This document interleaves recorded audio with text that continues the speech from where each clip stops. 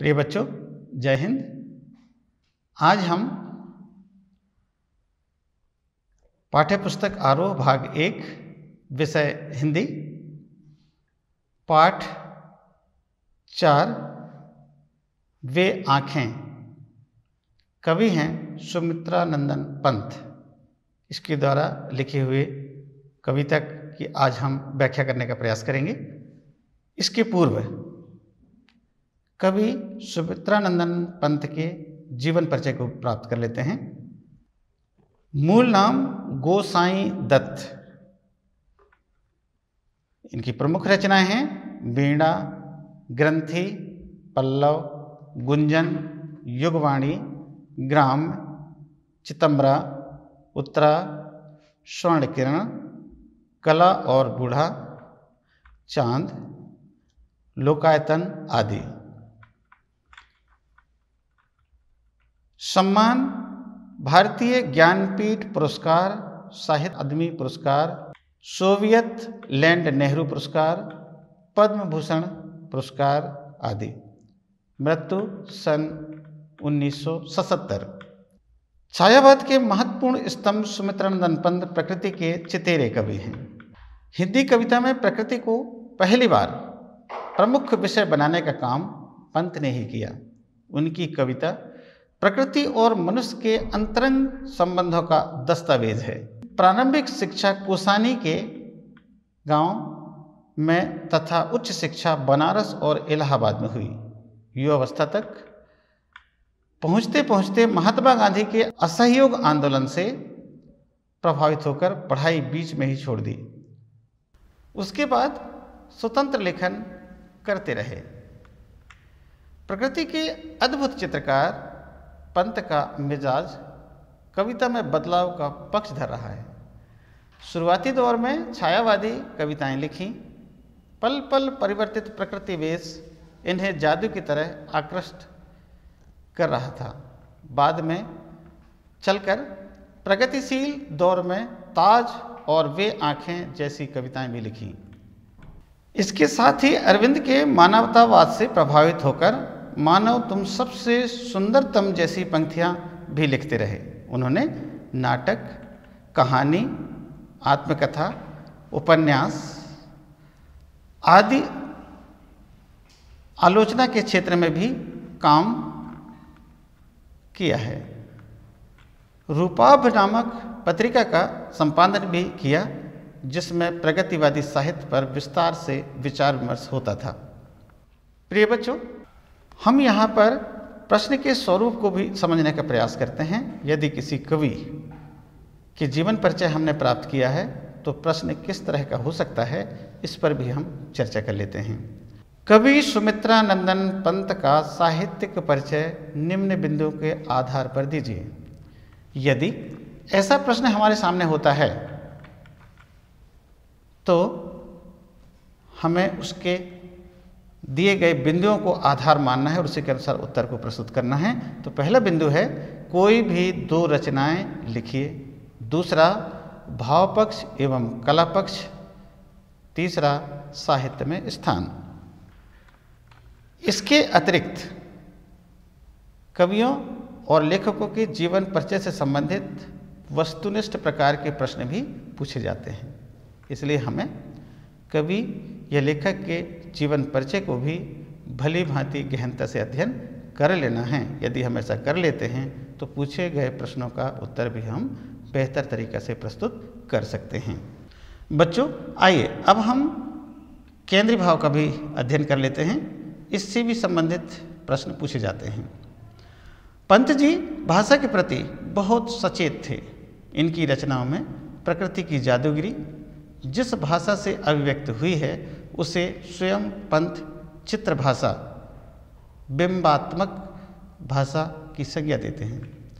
ब्रजभाषा और खड़ी बोली के विवाद में उन्होंने खड़ी बोली का पक्ष लिया और पल्लव की भूमिका में विस्तार से खड़ी बोली का समर्थन किया। प्रस्तुत कविता वे आँखें पंत जी के प्रगतिशील दौर की कविता है। इसमें विकास की विरोधाभासी अवधारणाओं पर करारा प्रहार किया गया है। युग युग से शोषण के शिकार किसान का जीवन कवि को आहत करता है। दुखद बात यह है कि स्वाधीन भारत में भी किसानों को केंद्र में रखकर व्यवस्था ने निर्णायक हस्तक्षेप नहीं किया। कविता ऐसे ही दुष्चक्र में फंसे किसानों के व्यक्तिगत एवं पारिवारिक दुखों की परतों को खोलती है और स्पष्ट रूप से विभाजित समाज की वर्गीय चेतना का खाका प्रस्तुत करती है। बच्चों, आइए अब हम वे आँखें नामक कविता की व्याख्या करने का प्रयास करते हैं। व्याख्या करने के पूर्व कुछ कठिन शब्द होते हैं, इनके अर्थ को भी हम समझ लेते हैं। गुहा यानी गुफा, शरीक सदृश, दारुण कठोर, दैन्य दीनहीन गरीब, नीरव शब्द रहित शांत, अभिमान गर्व। आइए अब हम व्याख्या करने का प्रयास करते हैं। वे आँखें अंधकार की गुहा सरीखी। प्रस्तुत पंक्तियों में कवि सुमित्रानंदन पंत किसान के, वह किसान जो हैरान परेशान हैं, उनकी आँखें एक गहरी अंतहीन गुफा के सादृश दिखाई दे रहे हैं। दूर दूर तक उनके आँखों में अंधकार भरा हुआ है। उन आँखों से डरता है मन, भरा दूर तक उनमें दारुण। उन दुखों से भरी हुई आँखों को देखने से अज्ञात डर का अनुभव हो रहा है। दीन दुखी गरीब उस किसान के आँखें शांत भाव से, रुदन से भरे हुए हैं। वह स्वाधीन किसान रहा अभिमान भरा आँखों में इसका। जब वह किसान स्वतंत्र था तब अपनी उस स्वाधीनता पर गर्व किया करता था। उसकी आँखें गर्व से भरे हुए होते थे, किंतु स्वाधीनता के पश्चात शासन के उस उच्च पदों में बैठे हुए लोग तथा नियम नियंताओं ने, विधान बनाने वाले लोगों ने उनके ऊपर ऐसा कोई उचित कार्रवाई नहीं किया, बल्कि उन्हें वैसे ही इस संसार रूपी सागर के मझधार में छोड़ करके और खिसक लिए, अर्थात आगे बढ़ गए। प्रिय बच्चों, यह इस पंक्तियों का हम अभी व्याख्या कर रहे थे। अब हम संकेत की बात कर लें। यहाँ पर संकेत में उस पद के प्रारंभ के एक या दो शब्दों को लिखना है और डैश डैश डैश डैश करते हुए उसी पद के अंतिम 2 या 3 शब्दों को लिखना है। इससे स्पष्ट होता है कि हम किस पद की व्याख्या कर रहे हैं। संदर्भ में पाठ का नाम और कवि का नाम यदि स्पष्ट रूप से आ जाता है तो संदर्भ का उद्देश्य पूरा हो जाता है। इसको हम दूसरी विधि से भी लिख सकते हैं, जैसा कि हमने लिख करके यहाँ पर बताने का प्रयास किया है। प्रस्तुत काव्यांश हमारी पाठ्यपुस्तक आरोह भाग 1 के पाठ वे आँखें नामक कविता से ली गई हैं। इसके कवि सुमित्रानंदन पंत हैं। प्रसंग में उस पद के भाव और विचारों के अनुसार प्रसंग होता है। तो प्रसंग लिखने के पूर्व उस पद को भली भांति समझ लेते हैं, इसके बाद प्रसंग लिखेंगे तो और वह सारगर्भित होगा। यहाँ पर हमने प्रसंग लिखने का भी प्रयास किया है और आप तक हम पहुँचा रहे हैं। प्रस्तुत काव्यांश में कवि ने शोषित किसान की दयनीय दशा का मार्मिक चित्रण किया है। इस प्रकार हम आगे चलते हैं अब काव्य सौंदर्य की ओर। काव्य सौंदर्य भाषा खड़ी बोली है। अब प्रश्न उठता है कि भाषा खड़ी बोली क्यों हुई? क्योंकि ये कवि आधुनिक काल के हैं और सामान्यतः आधुनिक काल के कवि और लेखकों की भाषा खड़ी बोली है। दूसरा, दारुण दैन्य दुख में अनुप्रास अलंकार है। अब पुनः हम समझते हैं कि अनुप्रास अलंकार क्यों हुआ? जहाँ पर एक वर्ण की आवृत्ति एक से अधिक बार होती है वहाँ अनुप्रास अलंकार होता है। यहाँ द वर्ण की एक से अधिक बार आवृत्ति हुई है। तीसरा, संस्कृतनिष्ठ शब्दावली, पदों में संस्कृत शब्दों का समावेश हुआ है। चौथा, पंक्ति विन्यास तथा शब्द क्रम व्यवस्थित हैं। इसका आशय यह है कि कवि जब अपनी पदों की रचना करते हैं तो वहाँ शिल्प विधान के अनुसार कामा, यति, लय, धुन आदि का सहारा लेते हैं, उन्हें आधार मानते हैं और उन्हें पंक्तिबद्ध करते हैं। अगर वे ऐसा पंक्तिबद्ध करते हैं तब वह कविता और रोचक हो जाती है। इसलिए यहाँ पर इसका आशय है कि पंक्ति विन्यास तथा शब्दक्रम व्यवस्थित हैं। करुण रस का प्रयोग हुआ है। इस प्रकार हम काव्य सौंदर्य को लिखने का प्रयास किए हैं। आप इसे अध्ययन करेंगे, समझने का प्रयास करेंगे तो और आप उसे और बेहतर समझ पाएंगे। अब हम दूसरी पद की ओर चलते हैं। लहलहाते हुए खेत द्रवों में हुआ बेदखल वह अब। प्रस्तुत पंक्तियों में वह दीनहीन असहाय किसान की मार्मिक दशा का चित्रण करते हुए कवि पंत जी लिखते हैं कि उनके आँखों में आज भी खेतों में लहलहाते हुए फसल की छवि दिखाई दे रही है, किंतु साहूकारों और महाजनों ने उन्हें लोभ की जाल में फंसा करके उनकी इन लहलहाते हुए खेतों से बेदखल कर दिया है। हंसती थी उसके जीवन की हरियाली जिनके तड़ तड़ से उन खेतों में लहलहाते फसल को देख करके उनके आंखों में हरियाली आ जाती थी, अर्थात उनके तन तन में प्रसन्नता का अनुभव होता था। आंखों में ही घूमा करता वह उसकी आंखों का तारा, कार गुन्नों की लाठी से जो गया जवानी ही मारा। प्रिय बच्चों, यहाँ पर उस किसान के एक पुत्र था जो अत्यंत प्यारा था। उस पुत्र को उन महाजनों और साहूकारों के कारिंदों ने लाठी से पीट पीट कर उसके जवानी में ही मार डाला। इस प्रकार किसान को एक के बाद एक विघटन आते चले गए। इस प्रकार इस पद की व्याख्या यहाँ पर समाप्त होता है। संकेत वही जैसा हमने पूर्व पद में लिख करके बताने का प्रयास किया है। संदर्भ भी पूर्व पद को देख करके आधार मान करके उसे लिखने का प्रयास करेंगे। उसी प्रकार प्रसंग और उसी प्रकार व्याख्या भी करेंगे और उसी प्रकार काव्य सौंदर्य को लिखने का भी प्रयास करना है।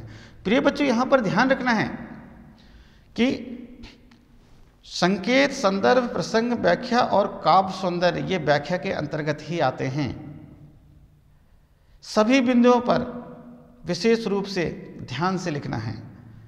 वह इसलिए कि अंक आवंटित होते हैं। कुछ अंक संदर्भ के होते हैं, कुछ प्रसंग के होते हैं, कुछ व्याख्या के होते हैं और कुछ काव्य सौंदर्य के होते हैं। यदि हमसे कोई एक बिंदु छूट जाती है तो हमारे अंक कटने की संभावना बढ़ जाती है। इसलिए यहाँ पर ध्यान देना आवश्यक है। हम आगे की पद की ओर चलते हैं। बिका दिया घर द्वार महाजन ने, ना ब्याज की कौड़ी छोड़ी, रह रहे आंखों में चुपती वह।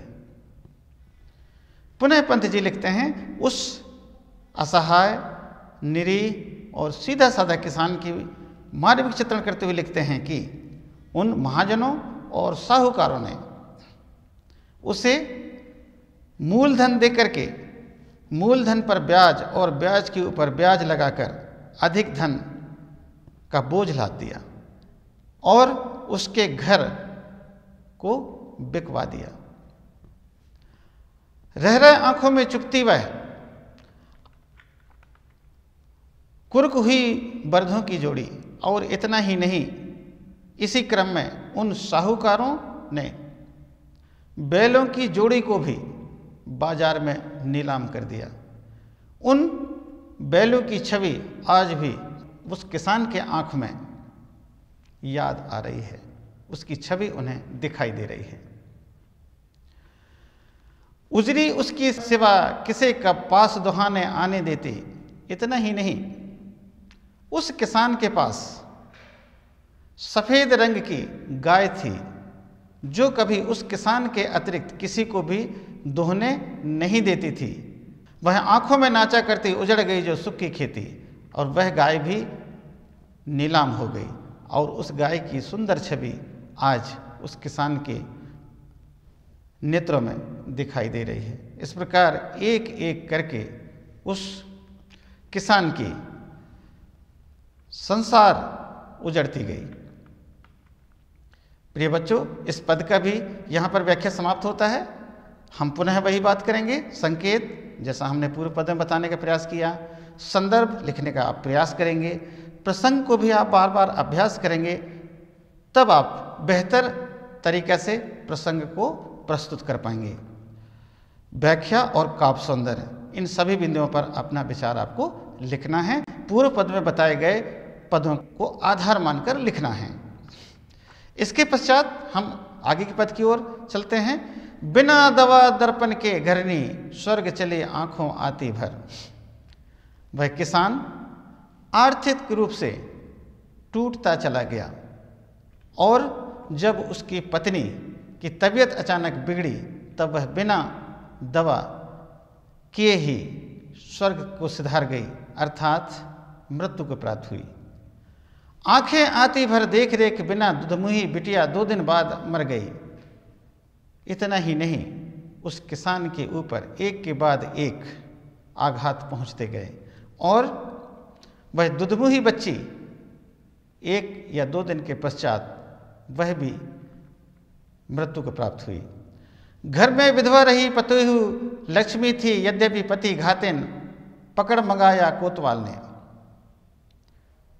उस किसान की मानविक दशा का चित्रण करते हुए कवि पुनः लिखते हैं कि घर में एक विधवा बहू थी जिसे लक्ष्मी कहा जाता था, लेकिन इस समाज ने उसे जीने का पूर्ण अधिकार नहीं दिया और बल्कि उन्होंने उसे पतिघातिन कहा। एक दिन कोटवार का कुदृष्टि उस लक्ष्मी पर पड़ी और उसने खिंचवाकर थाने में बुलवा लिया। इससे आहत होकर वह लक्ष्मी कुएं में डूबकर अपनी जीवन लीला समाप्त कर ली। प्रिय बच्चों, यह बहुत ही मार्मिक चित्रण हमारे बीच चल रहा है। हम जिस प्रकार से शब्दों का प्रयोग कर रहे हैं, जैसे हम भाव और विचारों को अभिव्यक्त कर रहे हैं, प्रयास यह रहे कि इसी प्रकार से आप लिखने का प्रयास करेंगे, समझेंगे तो आप परीक्षा में और भी बेहतर प्रदर्शन कर पाएंगे। सभी पदों का संकेत, संदर्भ, प्रसंग, व्याख्या और काव्य सौंदर्य को लिखने का प्रयास करेंगे, जैसा हम आपको मार्गदर्शन करने का प्रयास कर रहे हैं। खैर पैर की जूती जोरू न सही एक दूसरी आती।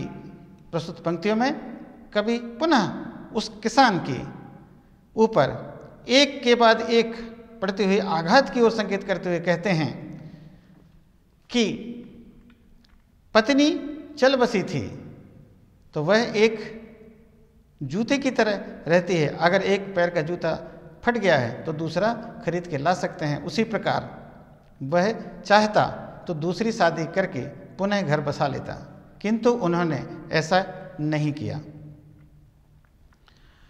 किंतु उन दारिद्रों ने, उन सेठ साहूकारों ने उसके जवान पुत्र को लाठियों से मार डाला था। उसका उन्हें दुख अत्यंत असहनीय हो गया था। उसकी छाती विदीर्ण हो उठा था। पिछले सुख की स्मृति आंखों में क्षण भर एक चमक लाती, तुरंत शून्य में गड़बड़ चितवन तीखी नोक सदृश बन जाती।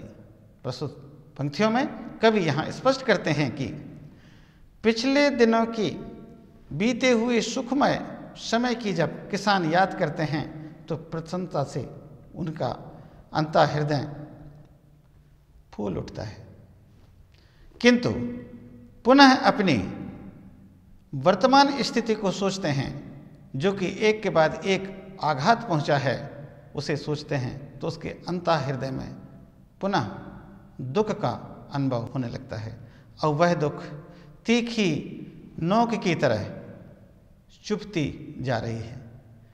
इस प्रकार हमने इन पंक्तियों की व्याख्या करके आप तक पहुंचाने का प्रयास किए हैं। प्रिय बच्चों, संकेत, संदर्भ, व्याख्या,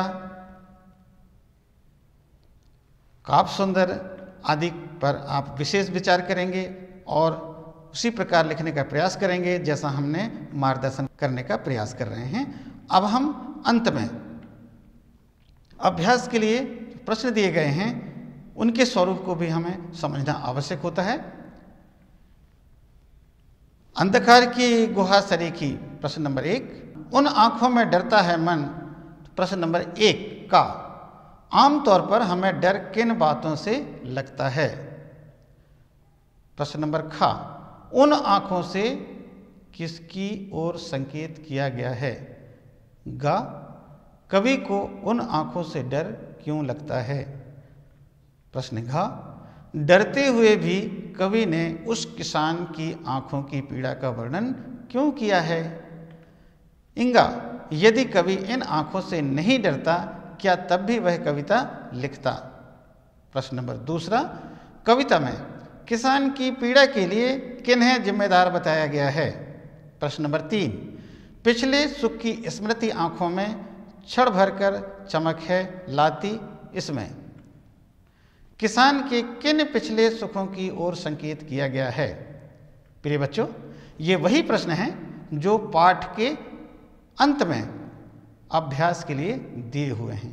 इन सभी प्रश्नों के उत्तर आपको व्याख्या में सरलता से मिल जाएंगे। आपका प्रयास रहे कि उसे आप भली भांति गहनता से अध्ययन कर लें, लिखकर अभ्यास करते रहें। अगर यदि आप ऐसा करते हैं तो परीक्षा में आप बेहतर प्रदर्शन कर सकते हैं। अंत में मैं रूप सिंह कुशराम, व्याख्याता Hindi, model higher secondary school TT Nagar Bhopal से एक बार पुनः आप सभी से अभिवादन करते हैं। जय हिंद।